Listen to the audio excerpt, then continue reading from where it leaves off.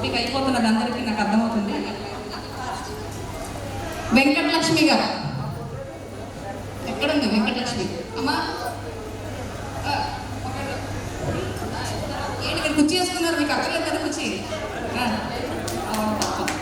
Yes. So please ఒక్కసారి claps let us all congratulate the heroes of Femi Rights.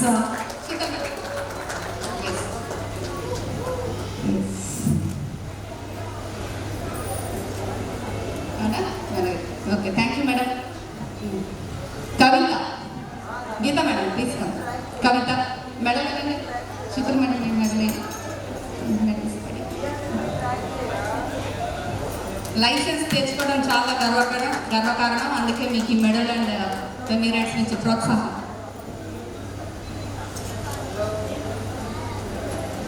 బయలుదేరుతారు సరే. Sujatha,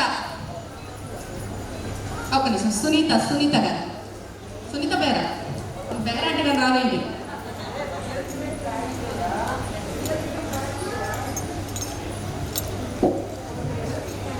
madam yes madam. Sir